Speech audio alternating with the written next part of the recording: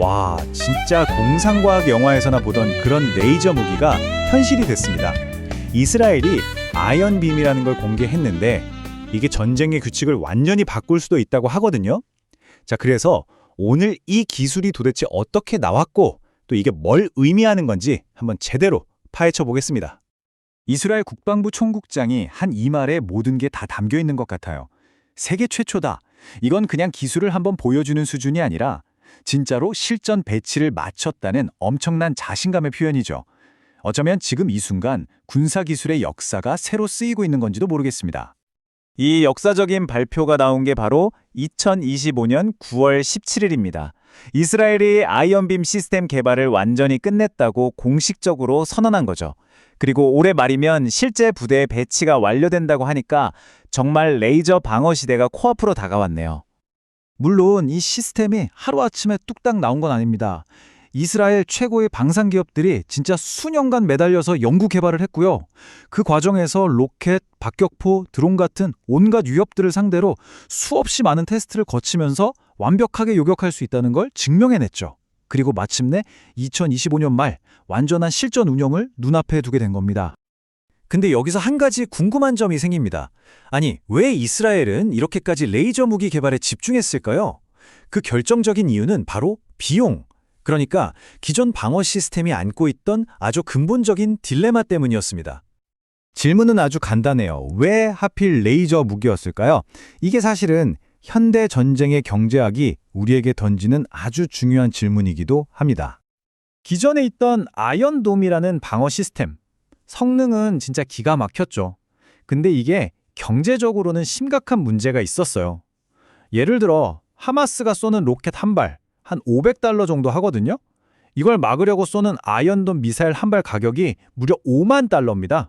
이게 말이 되나요? 장기적으로는 도저히 버틸 수가 없는 구조였던 거죠. 결국 이 돈 문제는 단순히 예산이 많이 든다, 이걸 넘어서는 문제였어요. 적들이 값싼 무기를 그냥 물량으로 퍼부어버리면 방어하는 쪽에 돈이 먼저 바닥나버리는, 이건 뭐 치명적인 전략적 약점이나 다름없었던 겁니다.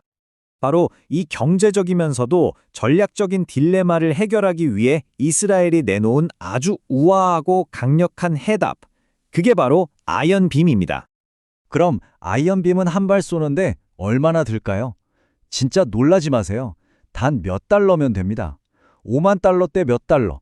이 엄청난 차이. 이게 바로 아이언빔을 게임 체인저라고 부르는 이유입니다. 아이언빔은 100kW의 아주 강력한 에너지를 내뿜는 지상 레이저 시스템인데요. 광섬유 기술로 만든 레이저빔을 빛의 속도로 쏘는 거예요. 최대 10km 밖에 있는 목표물도 단 4, 5초 만에 그냥 태워서 무력화시켜버릴 수 있습니다. 이 아이언빔의 능력은 정말 상상을 초월해요. 2km 밖에서 동전만한 목표물을 정확히 맞출 수 있고요. 쏘는 동시에 그냥 바로 타격하는 거나 마찬가지인 빛의 속도, 그리고 제일 대단한 건 전기만 있으면 사실상 무한대로 쏠 수 있다는 거죠. 무제한 탄창이라는 개념이 현실이 된 겁니다. 정말 방어 기술의 혁신이라고 할 수밖에 없죠. 그런데 이 최첨단 무기 시스템의 이름에는 사실 아주 깊고 애틋한 사연이 담겨 있습니다. 이 무기의 원래 이름은 히브리어로 마겐 오루, 우리말로 하면 빛의 방패였어요. 하지만 지금 이 시스템은 오르 에이탄, 즉 에이탄의 빛이라는 새로운 이름으로 불리고 있습니다. 이 이름이 바뀐 데에는 정말 가슴 아픈 사연이 있습니다. 오르 에이탄은 2024년에 전투에서 전사한 한 군인을 기리기 위한 이름입니다. 에고즈 특수부대의 지휘관이었던 에이탄 오스터 대위, 그의 나이는 겨우 22살이었습니다. 더 가슴 아픈 건 그의 아버지가 바로 이 아이언빔 프로젝트를 이끈 핵심 개발자 중 한 분이었다는 사실이에요. 이 무기는 이제 그냥 차가운 강철 덩어리가 아니라 나라를 지키다 희생된 아들과 그를 기리는 아버지의 마음이 담긴 빛이 된 거죠. 자, 그럼 이제 이론적인 이야기에서 벗어나서 실제 상황은 어떤지 한번 볼까요? 아이언빔은 그냥 시제품 단계에 머물러 있는 게 아니라 이미 전장에서 그 능력을 똑똑히 증명했습니다. 놀라운 건 이 시스템이 아직 정식으로 배치되기도 전이라는 거예요. 시험 삼아 운용하던 저출력 시제품만 가지고도 2023년 말부터 지금까지 실제 전투에서 40기가 넘는 헤즈볼라 드론을 성공적으로 격추시켰습니다. 이스라엘 군도 공식적으로 밝혔어요. 공군 방공부대가 이 시스템으로 수십 건의 적 위협을 성공적으로 막아냈다고요. 아이언빔이 더 이상 미래의 무기가 아니라는 걸 확실하게 보여주는 대목이죠.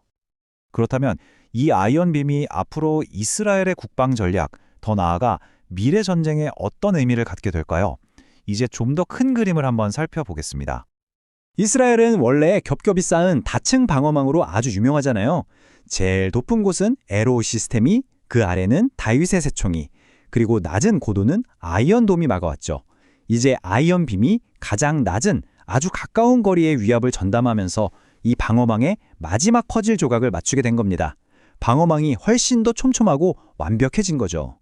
정리해보면 아이언빔은 국방 전략에 크게 세 가지 변화를 가져옵니다. 첫째, 미사일로 뭔가를 맞춰서 떨어뜨리던 시대에서 이제는 레이저로 그냥 태워 없애는 시대로의 패러다임 전환을 의미하고요.